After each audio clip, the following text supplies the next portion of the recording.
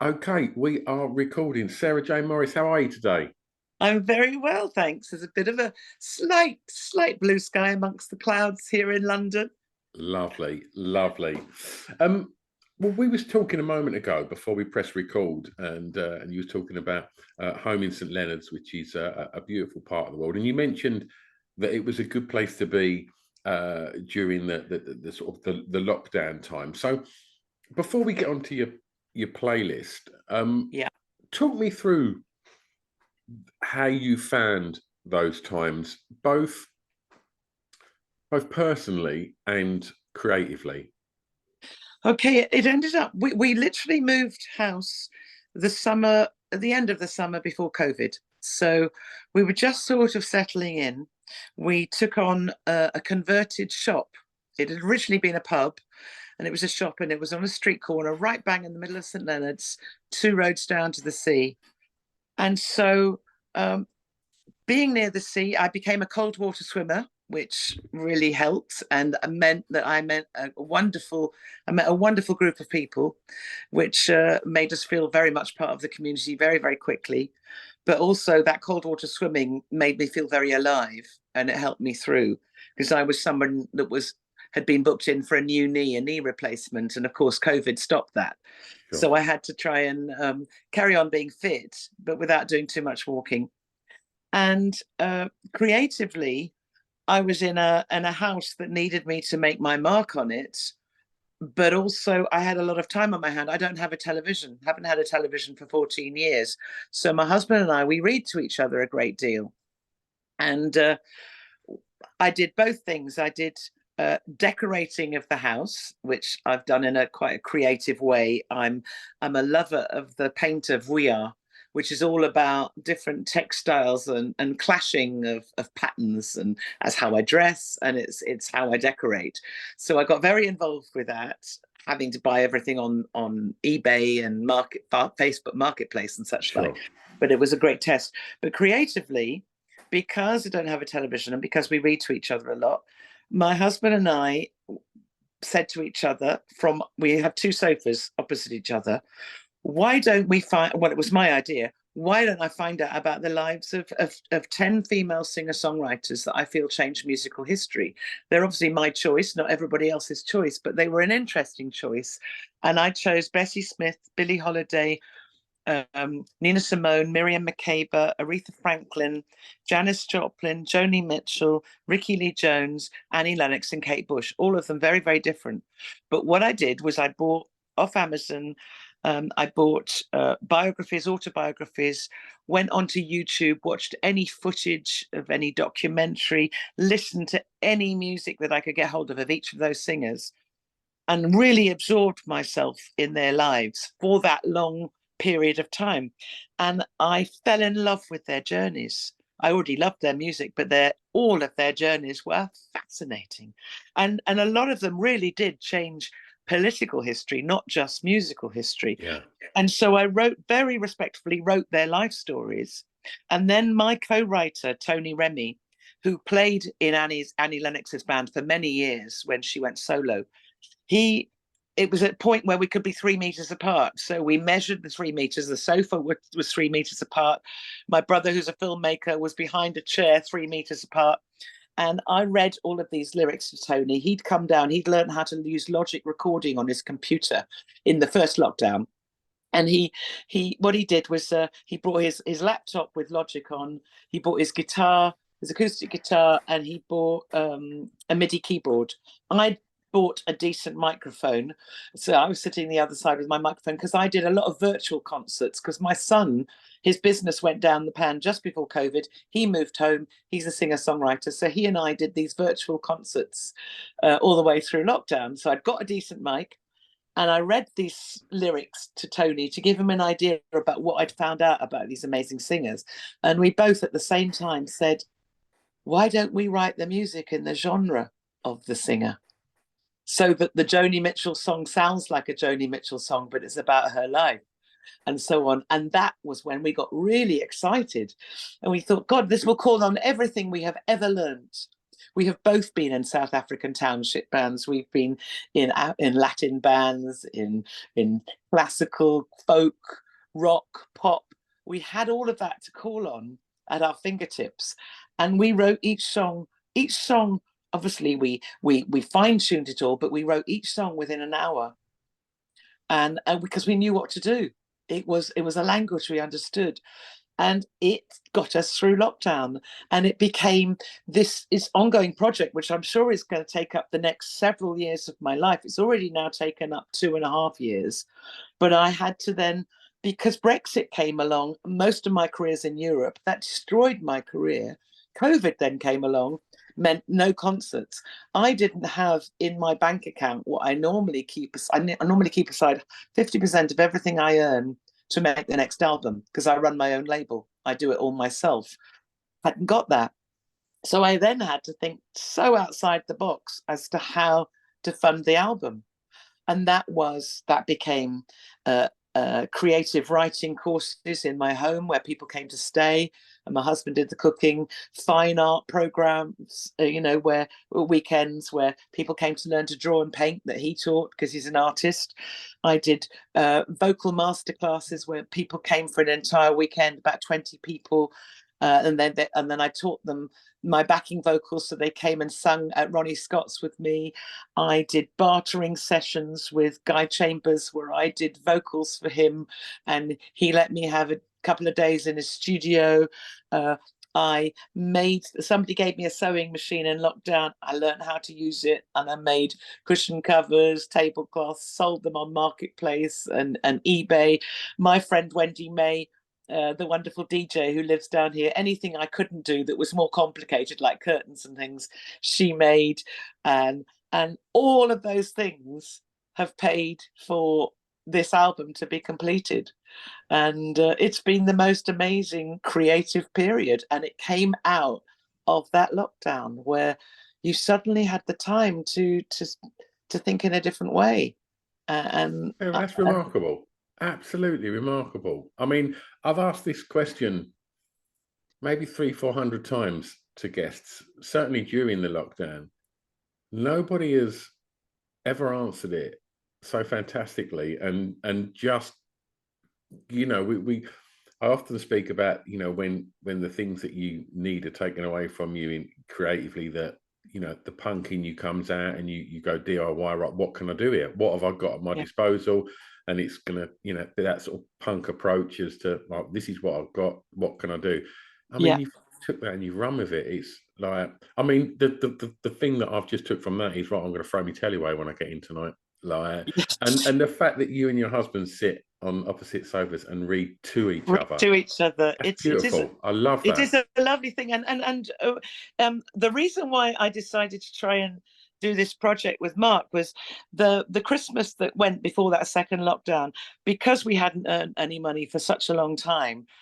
Christmas presents to anybody, including each other, was out of the question. So what we decided was we'd write each other a poem. His poem to me was so beautiful. I remember thinking, oh my God, you're a great writer.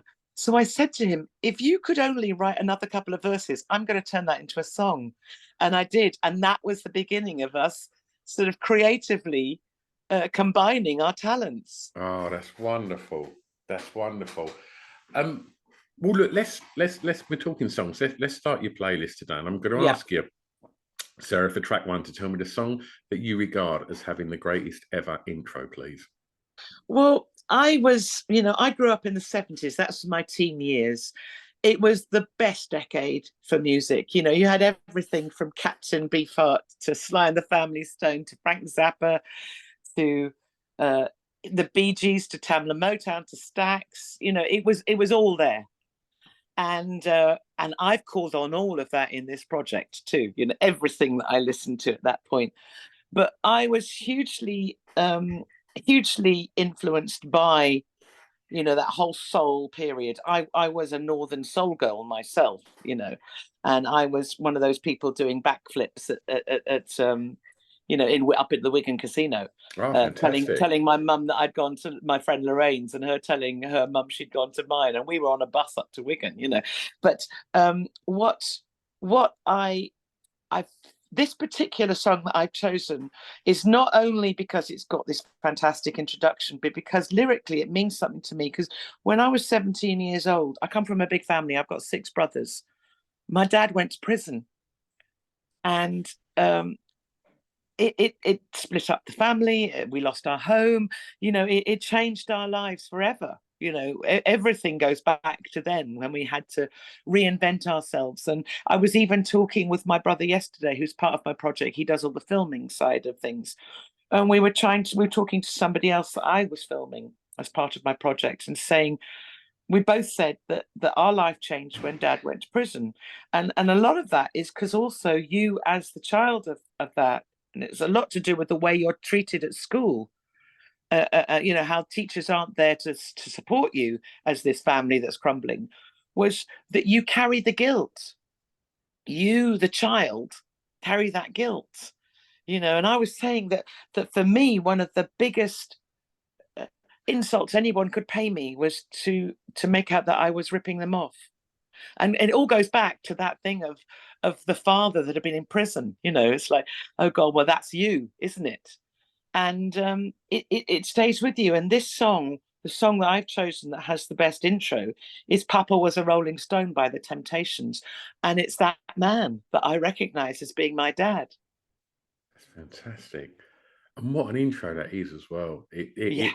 The strings on that are quite sort of claustrophobic, aren't they? It kind of Yes. it really sort of crawls all over you as that starts to kind of And it open just up. but gradually builds up one by one by one, yeah. Extraordinary. And that was such a sort of an exciting time for Motown, and probably much against Berry Gordy's kind of vision, really, because I think when you started to see what the Temptations were doing, and obviously famously what Marvin Gaye was doing with What's Going On, I think Berry Gordy was like, no, this ain't what it's about. This is not what Motown's about. We're this kind of incredible pop machine. We don't want your social comment. We don't want social comment. We don't want this psychedelic nonsense. But yeah. they go on to be some of the most iconic records, and certainly What's Going On, the biggest selling record in the history of Motown. And absolutely, yeah, glorious. Okay, I'm going to ask you now for track 2 to tell me the first song you remember hearing that had an emotional impact on you, please, Sarah. Well, I can remember getting my I had one of those tiny little plastic record players, and so anything that I could save up I washed up in hotels to start with. Then I did waitressing, and I became a Silver Surface waitress. And in those days, you could do it. Where was this, Sarah, by the way? Where was growing up? Well, it was all over the place, because with a dad like that, it meant you were often moving in the middle of the night to dodge the official receivers coming to get your furniture the next morning. So our life was, I went to 13 schools, and this move in St. Leonard's was my 37th move. So wow. A lot of that moving happened in my childhood, and I wasn't expelled from any school, but we were constantly moving. We were renters. There was no money. We were a big family, and he lived his life balanced on that knife edge, of between right and wrong. And we thought he was God, but it was very disrupting. And luckily, because we're a big family, whenever we were starting a new school, there were often quite a few of us starting at the same time. So we could kind of meet up in the break times to kind of give each other support. But it was pretty tough. But so at this particular point where I would have heard this song and been moved by it, it was we were living in the Midlands, and the school that I was at, it was one of those schools that had an intake from an RAF and CAD. We were out of the area, but it was the best sort of comprehensive school in the area. So I think we spent most of our time you know, constantly saying to the school secretary, no, we are moving into the area, and of course never did, Yeah. but you know, found our way of getting to school. And in fact, the way we got to school, this is an interesting story.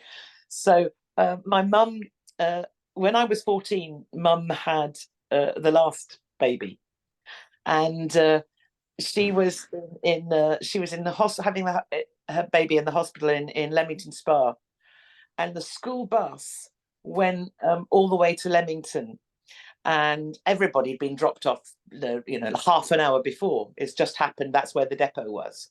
And so I caught the school bus all the way back because I wanted to see mum every day that she was in hospital before she had the baby.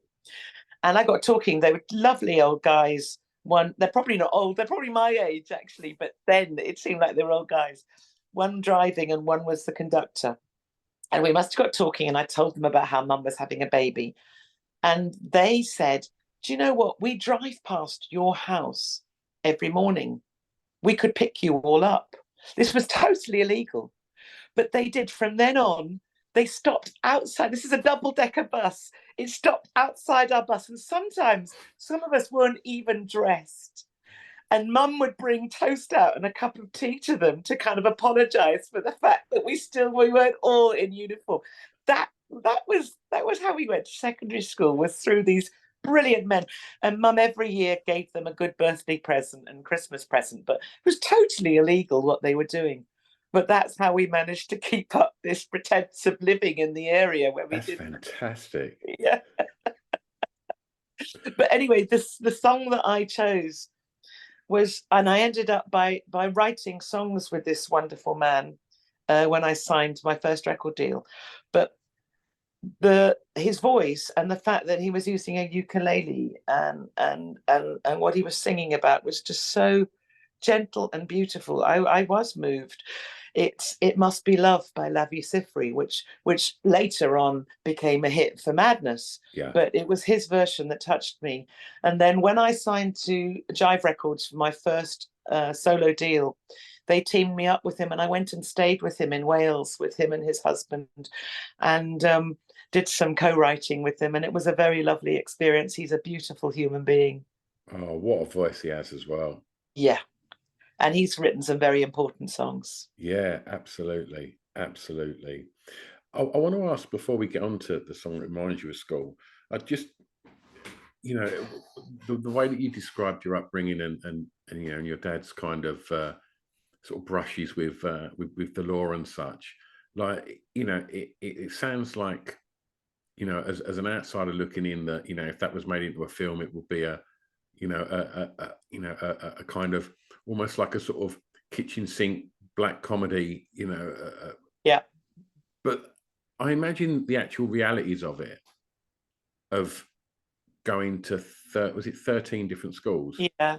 I mean, that's pretty disruptive, and like, and tell me how that sort of impacted on you as a person, and also, you know, because I mean, we've been speaking for 20 minutes now, and I've never met you before, and you come across with such confidence and such charisma. Is that confidence something that come from having to put yourself out there when you know, you're going to these different schools, you know, time and time again, surrounded by strangers, having to go, got to do this again now, and you know, having to sort of hold your own and get stuck in? Tell me a little bit about them times and how that took it, sort of, you know, how that was for you. It was terrifying. You know, that first day at a new school is utterly terrifying. I did have, you know, I had red hair, I had a big mouth, you know, all those sort of obvious things to tease someone about, you know. I would blush very, very easily. Had freckles, that was also considered not a great thing. So all of those things I was carrying with me, and I knew that I came from this very unconventional home. You know, I mean, like for instance, our transport, Dad, we didn't have a normal car. Dad bought a job lot of bubble cars from a garage. It hadn't worked as an idea. So we as kids were illegally driving these bubble cars. We had Heinkels and Messerschmitts, We had one each. Okay. I mean, this has got to be turned into a film. This is absolute crackers.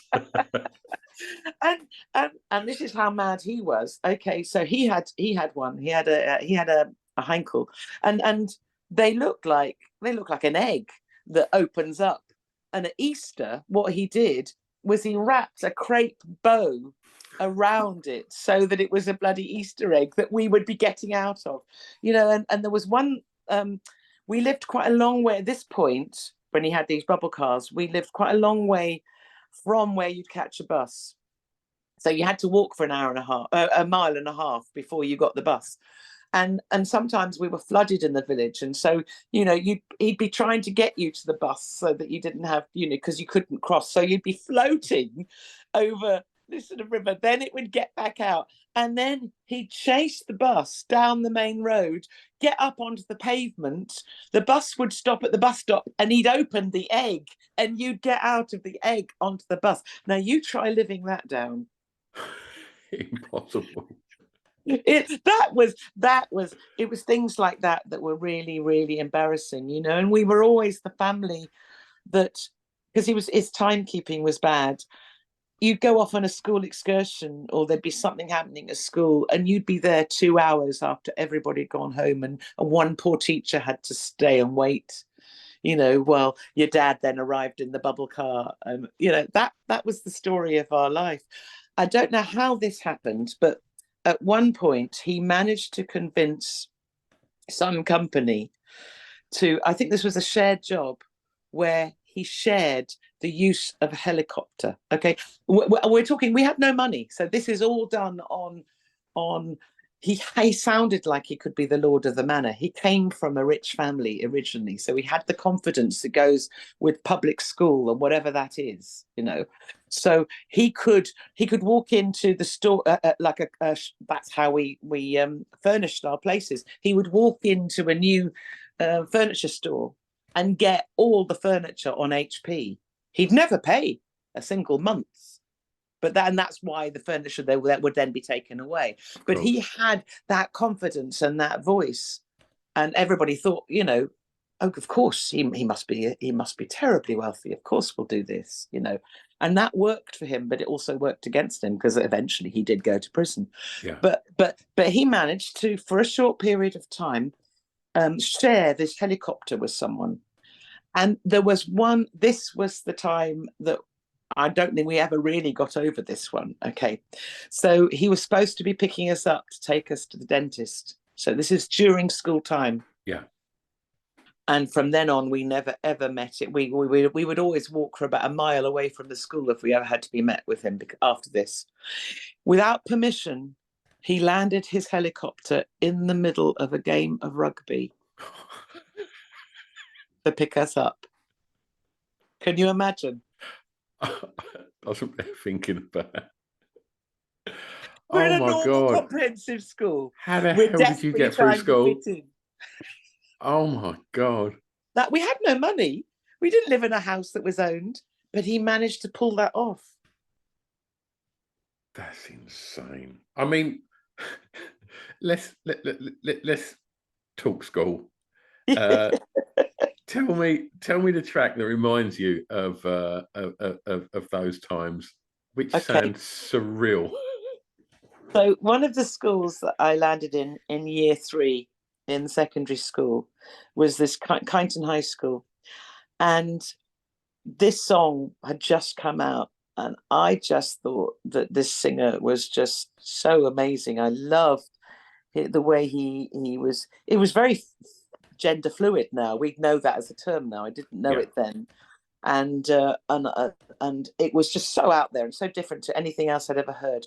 And what I did was I wrote in my best handwriting, because I won an All England handwriting competition, for platinum pens the year before. So I'd got this beautiful platinum pen, and I wrote in my best handwriting the lyrics of this out for every single member of my class. And I suppose it was possibly my way of trying to say hello to everyone and fit in.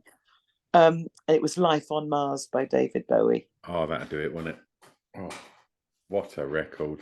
What a record. And I mean, tell me the sort of impact that, seeing Bowie at that point on Top of the Pops and things like that. Tell me about, how that impacted on someone, in the sort of formative years. Well, I loved how he dressed. You see, I've always loved costume, and I loved his look. And what I loved about that first period of his career was the fact that he created this character in a Yeah, way. Someone else that I love the music of, Tom Waits, he created a character very early yeah, yeah, on yeah, that he stayed with, and he made that go on for a lot longer than Bowie did Ziggy. But it's he was extraordinary looking, beautiful and handsome, both beautiful and handsome. yeah. That, like I was saying before, that gender fluidity, which later I explored in the songs that I wrote about Annie Lennox and about Kate Bush. They both, you can tell that they were influenced by Bowie too, Yeah. in how they did their videos and how they presented themselves, and also with the whole mime thing that he very much got into. He was an extraordinary person that couldn't be categorized, and I love the fact that you couldn't categorize him. Absolutely. I went Absolutely. to see him in concert, just to that point that he went off to America and he came back and he killed Ziggy. And I went to this concert and everybody had come dressed as Ziggy, and he was in a very different costume and a very different period of his music, and the audience didn't know quite what to do. Probably a bit like when Dylan Went killed electric. Yeah. Acoustic and went electric. It's like that there was an audience that didn't know what to do with this. They knew it was something amazing, but they weren't quite there. Yeah. And And Sarah, in regards to school, did you have any idea what you wanted to do? no, absolutely not. So I was also talking to a friend about this the other day, because you're given the odd half hour where you talk about what could be a career afterwards. For me, all I was told I could be was an air stewardess or a policewoman. You know, that was what was being presented to me in those talks about what to do at school. And I never did music at school. Whichever school I went to, it was always you could choose between art or music, or another subject that I really needed to do. So I always did arts, ceramics and graphics. And I mean, that I thought I was going to be going to art school. Yeah. That was what I was going to be doing, until I'm halfway through my A levels and Dad goes to prison, and I had a breakdown. I had a real. This is very very bad headship, but we had a woman head teacher at this point.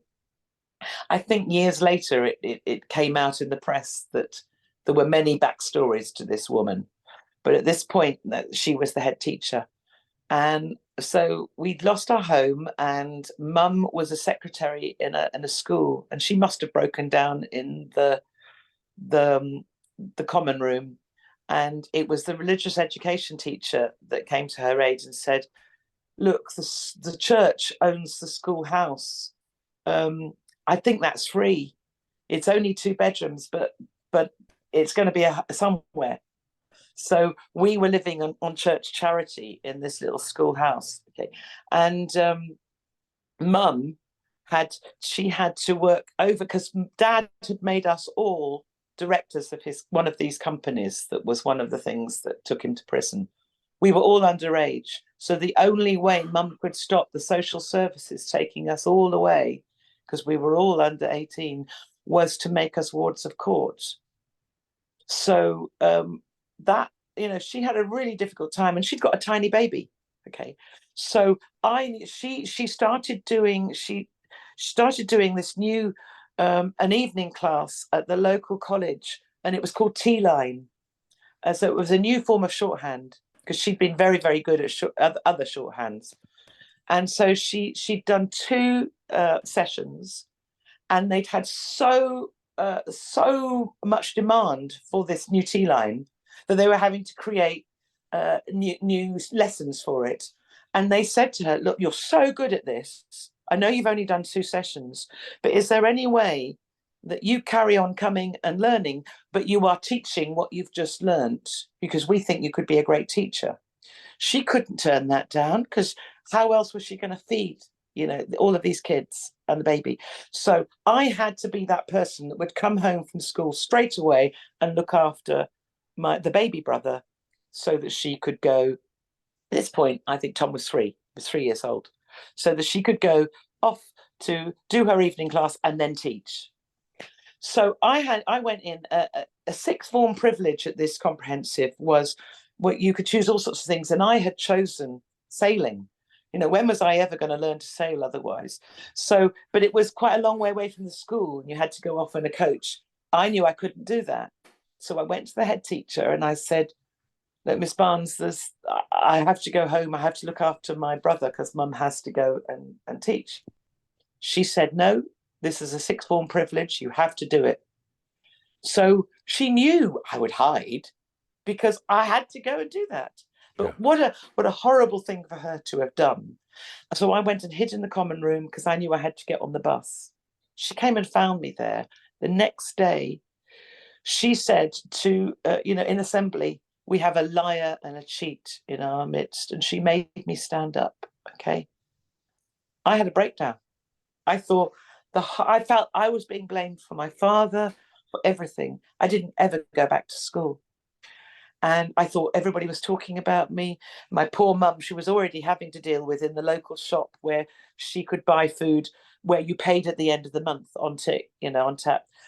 She was already knowing that every time she went into the village shop, people stopped talking. It was obviously they were talking about her, our family. We were that family. And so I had to rethink, what the hell was I going to do? And after I think it was probably about 3 or 4 months, I realized I had to continue my education, and this is where it all changed for me. The local college was Stratford-on-Avon. You either went to Leamington or Stratford, and it was the day where you have to sign up for a course. So I went in on the bus, but I was still, if somebody so much as looked at me, I was still doing that terrible blushing. I was still carrying all of this guilt from Dad and the breakdown and everything. And I didn't have the confidence to go in and sign on. I didn't know what I was going to sign on to, but I knew I had to go in and be part of some kind of education. So I went round to the back of the building to try to, to breathe, calm down. And there was a guy leaning against the wall, about the age of my father, smoking a cigarette. And he said, "Hello, what are you doing?" And I explained that I was trying to calm down. He was nice to me. I told him my life story. And he said, "You're supposed to come here. This behind me, this is the drama studio. I run the drama department." It turned out he was the leading authority on Bertolt Brecht in the country. He had set up the first theatre and education college course, which was this. And he said, "You have been alienated. Brecht is all about alienation. You need to be doing this course." I never had to go round and sign on. He took me under his wing, and he became like that. He became like a father figure, and he was my introduction to socialism. And I was able to express myself and help write plays. I was in Ben Elton's first ever production. He was the year above me. Ben Elton was on this course. Wow. And I was in his first play, and I was able to write a song about being an outsider, which was how I felt. And it's how I felt my entire journey. But I've learned how to realize it's a good thing to be an outsider, to not tick all the boxes. They're the interesting ones. Yeah, I now wear it as it's something to be proud of. Absolutely. Absolutely. Yeah. Not many people have got a story like what you've just said. So you talk about confidence and and the struggles that you might have had and feeling sort of, like the people around were judging you and such. And my introduction to Sarah Jane Morris would have been when I was probably 14, 15, and and it would have been, seeing you on the television, and Yeah.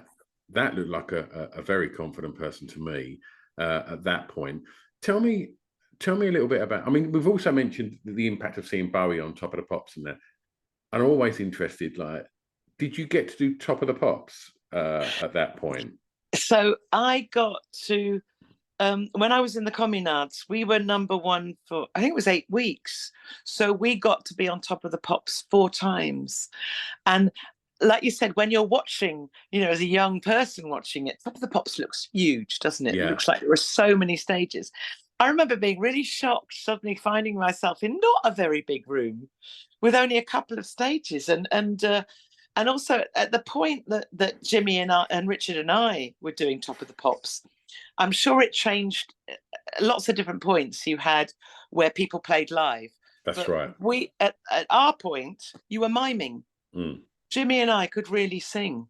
Mm. And we found this quite frustrating. We got quite good at doing the miming to our own parts. But at this point, I think we'd been at number 1 for about 6 weeks. And I don't think we really even said anything about it. We just were a bit bored by being trapped like this. And so I mimed to Jimmy's part and he mimed to mine. And we were called up over the coals. We were pulled up to the director's office and told that had we not been at number 1, we would have been pulled and never come back on. Fantastic. We really were reprimanded, but I think we wanted to make a point of, hey, this is not for real. I'm going to pick back up on Top of the Pops because it's something that, so many of us, it's had such a huge impact on so many of us on so many different levels. And I will pick back up on that. But in the meantime, I'm going to ask you for your 4th track, Sarah, which is the first record you bought from a record store. Yeah, so the first single that I'd saved up my chambermaiding money from was the fantastic Rocket Man by Elton John. Oh, what a record. And what a record indeed. And I do remember years later, Kate Bush did a great cover She of did, that. didn't And she? I loved her version of it. It was fantastic. It almost had a sort of like a reggae undertow, if I remember rightly, Kate Bush's version. Yeah. It had that kind of skank to it. Exactly. Well, I mean, she comes from the same school as me. It's very rare that she's ever covered a song because she writes all of her stuff. But you don't cover a song unless you change it and you claim it and you make it your own. Well, you mentioned some of the artists that you've been studying, and when you mentioned Annie Lennox, it was only about a year ago in lockdown. I was recording little radio shows to keep myself sane during lockdown, and I stumbled across the original of No More I Love Yous, which I didn't realise was a cover. And I absolutely love the original. I think it's a fantastic piece of kind of late 80s sort of pop production. And then I've done a bit of a dive on them because I was like, okay, what's the deal? And I believe that they supported the Eurythmics. If I'm right, you're probably the expert on this. And then I presume through that time that Annie must have obviously heard that song. And wow! I don't know the history of that. Yeah, that's fantastic. Wow! But wow. yeah, because I was like, because it's not on Spotify. What is it? It's A Lover Speaks, I think, is the name of the artist that Yes, done it first. yes. And yeah, then I was like, so why have I never heard of them? I'm a real nerd for music, and yeah, they did support the Eurythmics, and I was like, that's where Annie's heard that track. And then I think years later, he was a songwriter as well, and I don't know if they worked together, but yeah, she must have used that track from Remembering It from when they toured together. What an extraordinary voice and songwriter she is, and one of the things in the song that I've written about her that I really wanted to show was what a pioneer she's been, and how she's carried on fighting for women's rights. For she is that human rights spokesperson. She is. She puts her money where her mouth is, and I think she's an extraordinary woman. I've only met her.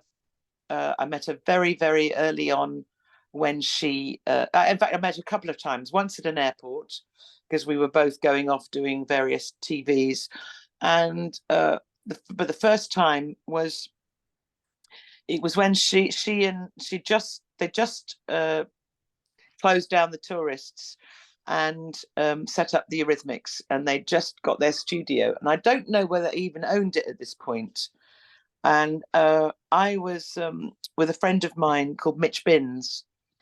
He had written a three-hander based on the scandalous book Hollywood Babylon, and he'd called it Hollywood Dreams, and he'd written as a three-hander musical to go to the Edinburgh Festival. I was one of the three, and he played Marilyn Monroe and Marlene Dietrich. You know, he liked being in the dress, and he got a good pair of legs as well, and a great voice. And I played. What did I play? I played Fatty Arbuckle. I played Frances Farmer. I played Hedda Hopper. But anyway, it was a great piece, and we were it was singing in a wine bar in Chalk Farm, and they both came in, and of course we knew them from Top of the Pops, from the tourists. They sat at the bar and had a cocktail, and they got talking to Mitch particularly, and he said that they needed some backing vocals, but they didn't have any money, and so a bartering was done where backing vocals were done for a track in lieu of a day in their studio to record the musical before we went to the Edinburgh Festival. Wow. And Dave was the engineer, and he was very, very friendly and lovely. But and then my guitarist Tony was in her band for many years, and he said that she was the most fantastic band leader because she was part of their education. He said that when they all went to South Africa, because obviously she became friends with Nelson Mandela, you know, she's that kind of person. And they went out to do the Nelson Mandela concert in South Africa. And she made sure the entire band came with her to a hospital full of AIDS patients and understood how all of that worked. And she set up her charity Sing, which is about educating women in South Africa as to how to protect themselves in a climate that where HIV is huge, you know. So I just think that she's a remarkable woman, and it's important, Sarah, that these artists, certainly women as well, that are speaking out in an industry where you're encouraged to toe the line. Shush, you do what you do, and you know, we're only seeing now, and people are now applauding Sinead O'Connor for how outspoken she was, and how she done. You know, she spoke out and kicked back against things. At the time, you know, absolutely, they ruined her. You know, they absolutely did, and she was one of the sisterhood. She was one of the people I was going to write about, and I remember thinking, she's balanced on an edge. I don't want to be responsible for pushing her over the edge. Yeah. If I wrote, because I've only ever written anything that's totally respectful to any of these singers, but I didn't know quite what place she was at, but I knew she was fragile, and so I chose not to write it. But I have actually now written her song. Oh, fantastic! But I met her. It was a fantastic concert. It was called What Women Want. It was organised by Lynn Franks, the PR guru, and Janet Street Porter was linked with it and was filming it. And it was Zap Mama, it was Sinead, it was Chrissy Hind, myself, all sorts of wonderful people. And there was a press conference for this, and so there's this photograph with Glenys Kinnock, Chrissy Hind, Sinead, myself, and Lynn Franks. I had a 3-month-old baby, Otis. He was in my arms for this photo session, and Sinead suddenly said, "Oh, I'm so Brody, please can I hold him?" So she held him, and do you know what? All of the photographs that went around were Sinead holding my son, saying this was her love child. Wonderful. So Otis loves this, you know, the fact that people think the Sinead is his mum, but it was quite disturbing at the time for me because it was my only child. Yeah. I was only 3 months into it, and suddenly it was in the Times and you name it. The Sinead's love, sort of secret child. Brilliant. Brilliant. But Okay. yeah, I think she was incredibly brave. Um, she she was telling the truth. It was proved all those years later that there was such terrible sexual corruption within the church. Absolutely. She was incredibly honest about her struggling with her mental health issues, and she did bring it to the fore. And I think she also, her voice is extraordinary. I think everything she's ever sung has been so powerful yet so gentle. Yeah. She's able to put both of those things into a piece. And Absolutely. I loved the album that she did with Christy Moore. Yeah. And the song that I've written about her is like a beautiful Irish lament. Oh, wonderful. Yeah. Wonderful. Right. Track 5. Let's go clubbing. Tell me the song that soundtracked your years clubbing, please, Sarah. So like I said, I was a Northern Soul girl, and Lorraine and I lied to our parents and got on a bus and were continually going to the Wigan's Casino, and we learned how to backflip. We did it all on water. We weren't using anything, but we loved to dance all night, and we learned to do that kind of side shuffle. And one of the songs that I remember dancing to the most during that period, actually, no, I'll tell you a bit more. So also where we lived, there was a club called the Globe in Warwick, which was open on a Sunday night that played Motown, Stax, black music, which was what we were far more interested in than anything. And so every Sunday night we were at the Globe, but as often as we were able to, we were up at the Wigan Casino. And there was also a place called Chesford Grange that we used to go to and dance around our handbags. And this song, My Man is a Sweet Man by Millie Jackson, was one of those songs. About years later, I went to see Millie Jackson at the Odeon, and she was so utterly outrageous. It was like that. There's no one else out there that such wonderful filth comes out of the mouth of. But as many words as Bobby Womack uses in his songs, it's a woman being sexual, and I hadn't heard that before, except for Bessie Smith and her blues and her claiming her sexuality. I hadn't really heard it in the same way as Millie Jackson, and it was like, wow, this is just fantastic. Absolutely. Absolutely. I remember I think I was probably about 14 or 15, and seeing the cover of Back to the Shit and just thinking, oh my God, who's this Millie Jackson? This is wild. And like, and obviously, when you're young and you're kind of finding your way, you're always drawn to the stuff that's a bit more kind of exciting, dangerous, and yeah, I think Millie Jackson represented that perfectly.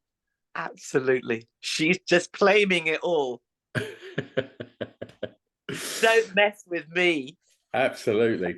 Well, tell me a little bit, just sort of, being a number one for the amount of time that you was. How did it go from, being a musician that had a good career to being a super recognizable face in a period of weeks, like from being on, when you're in somebody's front room every Thursday night and you're at number one, like how did you deal with that? It was a very odd transition because everything I'd done up until that point was being part of I was with the Republic, which was an African Caribbean Latin band before you used the word world music, or the term world music, and we were signed to Charlie Gillett's label, and Charlie Gillett was a fantastic radio DJ, but he kind of wrote many interesting books, but he signed Lena Lovitch. I think he had Ian Jury. People came and they came and stole his artists. You know, Yeah. Stiff was forever taking, you know, whoever Charlie had signed. But he was very much behind that whole world music scene. And so we were, I mean, our first single was Anti the Malvinas War, and our second one was The Royal Family. And so we were, you know, we were the band that was supposed to happen. We were the cover of the NME. We were the cover of City Limits. Granada TV did a documentary about us. We were too political in the time of Thatcher's Britain. So that just didn't happen. We didn't get radio play. That split up, and it became two groups. It became Three Mustafas 3, which was a fantastic band, and The Happy End, which was a 25-piece political big band, where we did music, political music from all over the world. It was a mixture of men and women. Some had only just bought their instrument, so it was you know, some people could play some very, very well, and some people were just learning, but it was giving people the opportunity. And that was amazing, because in that period you knew that your audience were people you wanted to know. It was so right on. And we, at that point during the miners' strike, we then collaborated with a Kent miner's wife called Kay Sutcliffe, who'd written these fantastic lyrics, and we then recorded it and arranged it. And it became the anthem of the miners' strike, Coal Not Dole.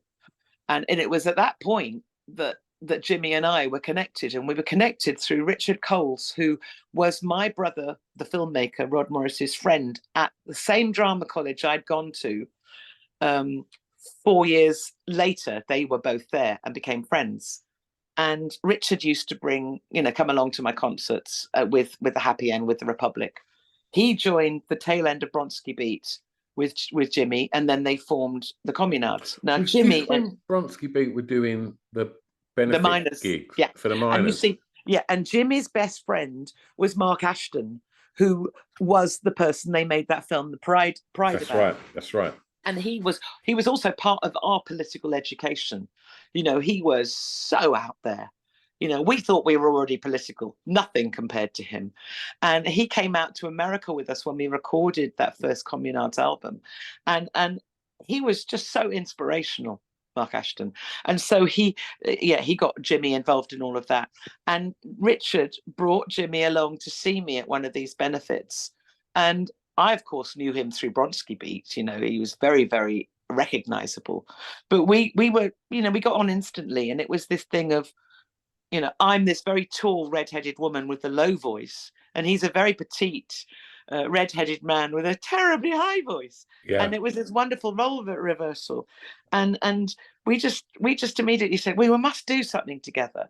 And they'd been asked to do a Gaze the Word benefit, bookshop benefit across the road in the brain work. It's in Brixton, the wonderful big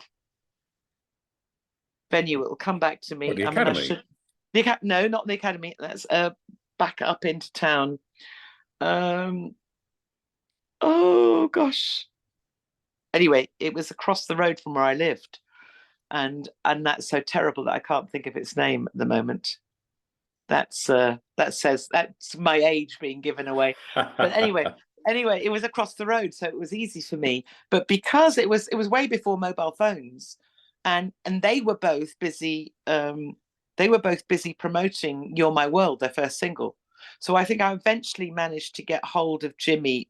They were living together at this point with their manager up in West Hampstead, and I got through to them on the phone, saying, you know, we were going to do a duet. It's kind of tomorrow, and any idea what we'll do? And of course they hadn't had any time to think about it. And I said, I think I've got a good idea. What about we both sing Billie Holiday's Lover Man, so we're both arguing over the same man? It's very camp, and they loved the idea. So Richard tried to find the chords. I printed up the lyrics. So Jimmy and I on stage were kind of tearing them from each other. It was a totally gay audience. They just loved it. The record company was in the audience, could see that this was a winning combination. Yeah. And suddenly I'm asked to go off to America. So my whole life changed at that point anyway. So I'd never really earned money other than probably you know, you split a fee between 25 musicians. You're lucky if you're going away with 20 quid Course, each, you know. course. Then suddenly you're off to America to record an album. I didn't even know that the record company would buy my ticket. I was busy saving up, trying to save up for my flight. That's how out of touch I was with that other world. Okay. Then you come back. Then we did the Red Wedge tour. We tried it all out, just the three of us. That was a fantastic experience. Then the album comes out. You're suddenly earning money on a weekly basis, doing touring. You know, it's like, oh my gosh, I can pay my rent. I can, you know, all of that stuff. But suddenly being on top of the pops and being in everyone's front room, I thought I would love it. I thought, yeah, I want to be famous. But people start following you home on the tube. They imagine you've got money or somebody worth mugging, or you don't know if that person that's sitting opposite you on the train that started talking to you knows you. Do you actually know them? Or, you know, you lose track. You start to lose track of who you know and who you don't. And it was an odd thing. And then suddenly, you know, we were away for a year touring. I really missed home. And I watched how Jimmy had to constantly disguise himself when we were going out so he could have any kind of private life, you know, because he was so recognizable. And I remember thinking, I don't know that I want that for myself. I did go after that and sign a major deal with Jive, but I didn't sit comfortably with it. I supported Simply Red around Europe, you know, so I was playing to huge audiences. I was having hits in Europe with songs that were being banned in England. I didn't, you know, my first single, because I wasn't a writer at this point, my first single was a cover of Me and Mrs. Jones, the Billy Paul song. I didn't change it to Me and Mr. Jones because I didn't do that. And I'd had a #1 hit with a gay band. Suddenly, Radio 1 has a problem. Maybe I'm a lesbian coming out of the closet. 4 years before KD Lang gloriously comes out. They're terrified of this. You know, the fact that I'm wearing Victorian underwear and a beauty spot and I might be a lesbian. Oh my God. You know, so end of my career in England. You know, it was like suddenly I didn't exist. I'd been the darling of the left-wing press and the darling of the gay press, and suddenly I'm on my own and it looks like it's all over. And luckily, Simply Red asked me to support them at that point. So I go off. A lot of people think I'm his kid sister, the red hair. My music's jazzy soul. He was going through that period of being slightly jazzy too. They did that cover of If You Don't Know Me By Now. And in Italy, the press treated me like a double bill, not as a support act. And Me and Mrs. Jones went to #1. And that started my European career, where it stopped in England, it started elsewhere, which is why Brexit for me has just been not just devastating because of everything that it means, but it's meant that I have a third of the work that I had, and Europe's been so good to me.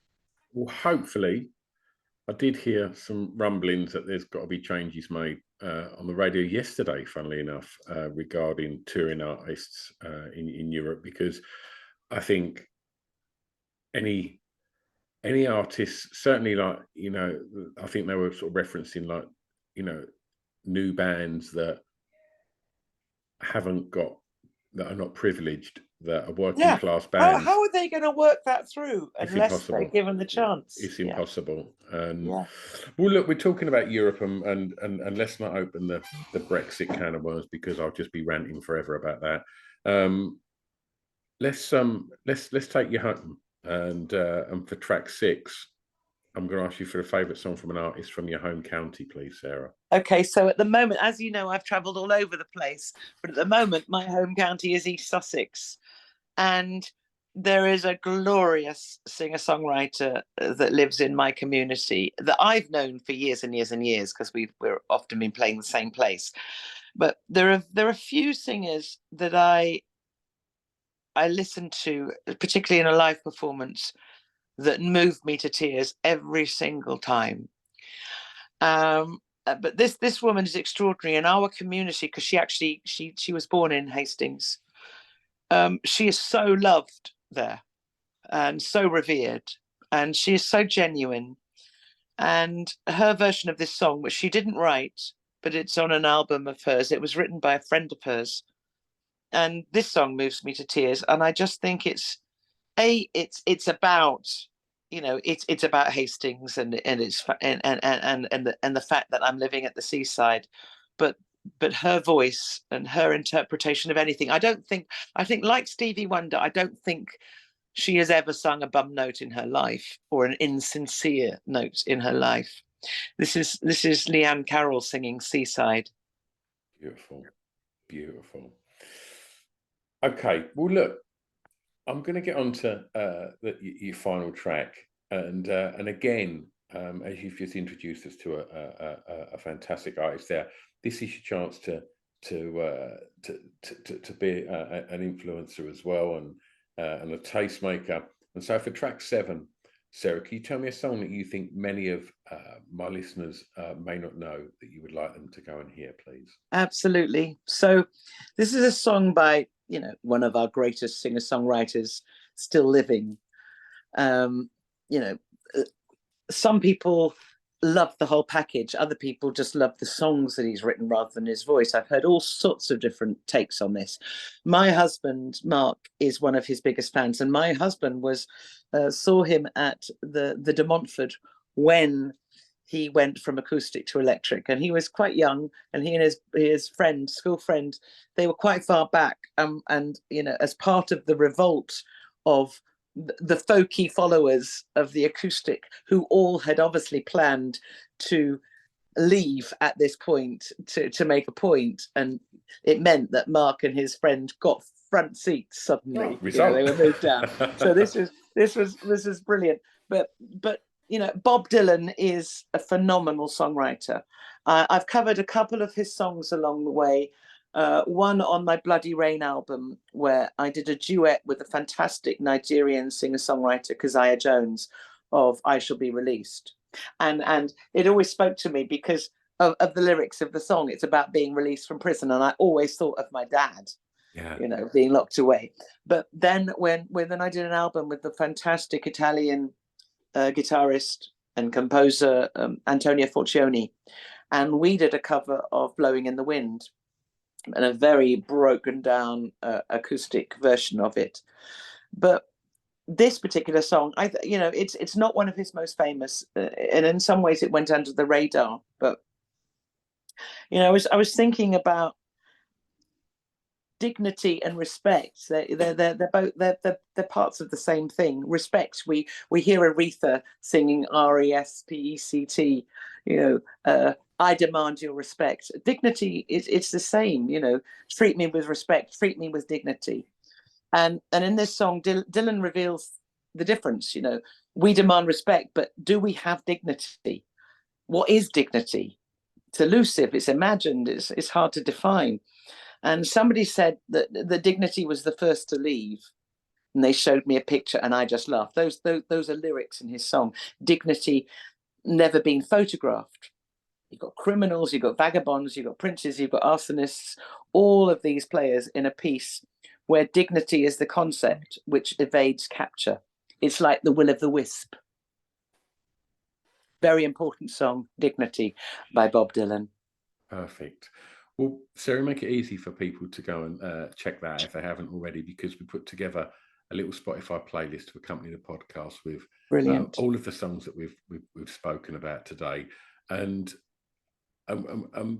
let's stop talking about other artists' music, and let's talk about what's going to be happening in the coming months. For me, for you, what's happening? So I was telling you about this sisterhood project that I wrote during COVID, and I co-wrote it with my husband and Tony Remy.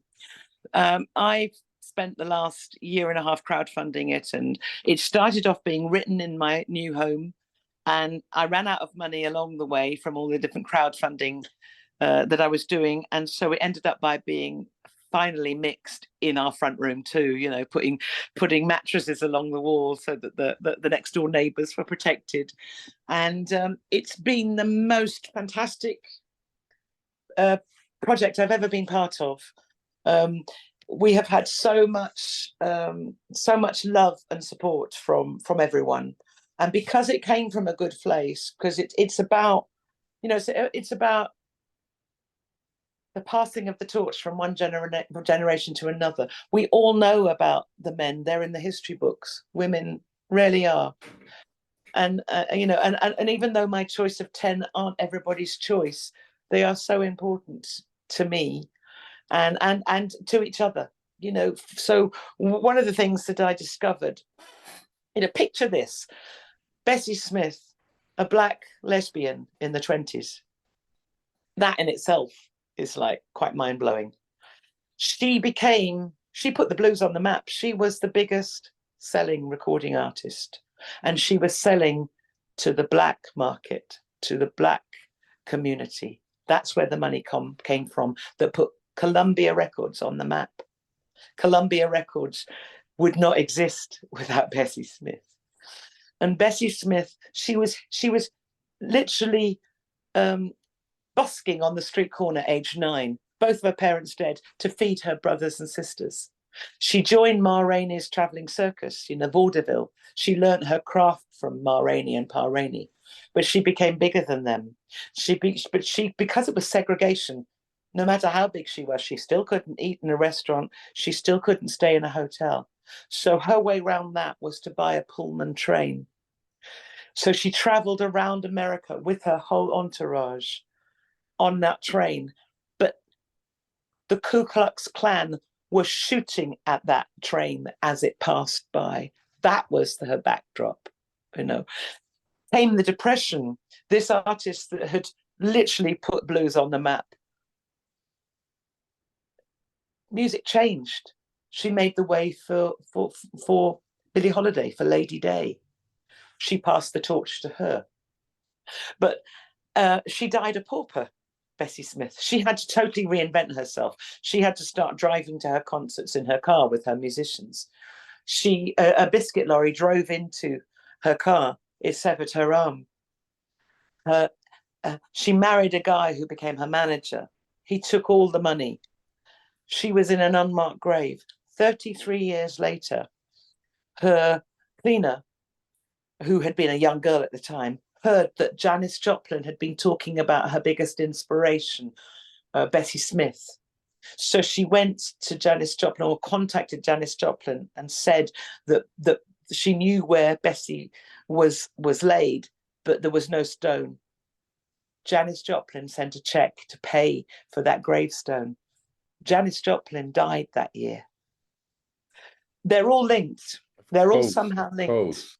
And so what I'm doing here is I'm 1 year younger than Kate Bush, and I'm seeing Kate as passing the torch to me, and I'm passing the torch on. That's what this project's about. It's big. There's a radio series I've written. I see it as a documentary because I've documented every part of this through my brother. We set up a GoFundMe where people would pre-order the CD, and that gave us enough money to go to South Africa, where we would record the Soweto Gospel Choir on the song, because we'd written a big part in Kosa for Miriam Makeba. Huge part of my history too, because Miriam Makeba, in the mid-80s, I joined Artists Against Apartheid. Jerry Dammers and Dali Tambo set this up. I knew Jerry because he was very involved with the Happy End. And of course, I knew him because of the specials. But he became a friend. And I with a megaphone and the Happy End, we were outside South Africa House most Fridays or Saturdays singing Sikulele Africa. I got pretty involved with at this period of time. I was also through a wonderful South African pianist called Mervyn Africa, who had played with Hugh Masekela and with Miriam. He was living in Brixton near me. We started to write together. He convinced me to become a safe house for Black South African musicians that were arriving here that had nowhere to be through in exile. So he was another link. I became very much part of the African music scene at the 100 Club with Julian Bahula. I ended up with a Ghanaian band that I was in, that Eddie Reader was the other singer, by the way. We were called Fufu and Light Suit. We supported Hugh Masekela. The guy that got me out of acting and into singing There's a guy called John Matshikiza. He was a black South African actor. He was with the Royal Shakespeare Theatre, and that's how I knew him, because he was at Stratford when I was studying. He said he'd been asked with the Republic to write their lyrics, and he was a journalist as well as being an actor. And he said, "Look, can you come and be the singer? Because I know you can sing." And he said, "I've got to go back and do another season with the RSC." So that got me involved. But his dad wrote King Kong, the musical, which is what brought Hugh Masekela and Miriam Makeba to London, first of all. Okay. So do you see all these links? Of course. Darlie Yeah. Tambo, who became a boyfriend of mine during this period, his dad was the head of the ANC the whole time that Nelson Mandela was in prison. Wow. So when I raised the money and thought, do you know what? I'm not going to send the files to the Soweto Gospel Choir like I had on my last album. I want to go and be there. I've never been to South Africa. I might never go. So my brother Rod, who was coming to film, and Tony and I went to South Africa. By the time the GoFundMe money came into my account, the flights had doubled. I didn't know how I was going to accommodate us. I tracked down Darlie Tambo, having not seen him since 1987. And I had a conversation with him and his wife, and they'd got 4 kids. They lived in Johannesburg. And he said, "You are my guests." So we flew to Tambo Airport, named after his dad, and we stayed with the Tambos. And he gave us his driver to take us to Soweto, where we recorded with the Soweto Gospel Choir on the day Miriam would have turned 90 years old had she lived. That's remarkable. We then did a pop-up concert in Cape Town. And I thought, well, I've never been, nobody's going to come. But an Italian fan of mine who had lived in Cape Town, who I've now since become great friends with. She's no longer the fan, she's the friend. But she had tried to book me to go to South Africa years before, and nothing came of it. And I didn't know what that was about. So I contacted her and I said, "What was your connection with Cape Town?" And she said, "Oh, my husband and I have a hotel here, but we've just sold it and we're on a safari. Why?" And I said, "Well, I really want to go to Cape Town to film Mervyn Africa. But I don't have the money to pay for our accommodation and change the flights." And she said, "Leave it with me." And she got back to me the next day and she said, "The people we've sold the hotel to, they're also Italian. They're big fans of yours. They're going to do you this really good deal." So it was a good deal. And I said, "That's great, but I don't even have that money. Do you think we could do a pop-up concert?" And she said, "Right, tell me what it is that you need." And I told her what we needed, and we'd have to hire a guitar for Tony and a PA and a place where we could sell tickets and what do we do. And the next day she got back, and this is somebody who has nothing to do with the music industry. She got back to me the next day and she said, "Right, I found a venue. They don't normally charge on the door, but they're going to let me sell tickets." And she got me onto Cape Town radio. She got me onto Cape Town TV. She sold out that concert to the Italian community in Cape Town. Who knew there was an Italian community in Cape Town? This. I've had so many hits in Italy that's what it's like. It's all this great karma around this project. Oh, what a wonderful, wonderful story. And Sarah, so we're launching. We're actually not going to launch the album now for a while, but we are doing a world premiere of this project with an amazing lineup of musicians and an amazing lineup of actresses and singers. And it's at the Cadogan Hall, which is just near Sloane Square. It's a fantastic 950-seater venue. It's a multimedia project. So I've got film and I've got, you would, even if you didn't know even if you know about some of these artists, you will go away knowing so much more about their journeys and how important they are in our history. It's on the 6th of October at the Cadogan Hall, and we need to sell it out to be able to pay all of these people who have been part of it. It's the very beginning. This is like the first time we will ever perform this, and who knows where it will go from there. I'm hoping this has got many legs and it will fly. But even if it only happens at the Cadogan Hall on the 6th of October, it's going to be something that men and women are going to want to be part of. It's a very, very empowering project. Sarah, the listeners to this podcast are all very passionate music fans, and I'm sure hearing your story today and hearing your enthusiasm and love for what what you've put together, I guarantee you're going to be getting a lot of ticket sales off the back of this episode. And Well, that would be wonderful if I know money's really tight, so it's not something you take for granted anymore that someone will buy the CD or someone can afford to come to a concert. But if people can, I promise you such an uplifting evening. wonderful. Sarah, it's been such a pleasure chatting to you today. Thank you so much for taking the time out to come on here. Thank you for asking me on and for asking me all of those questions and wanting to know. Absolutely. It's a circle, isn't it? Absolutely. It's been an absolute pleasure. I'm going to press stop. Don't go anywhere. Okay.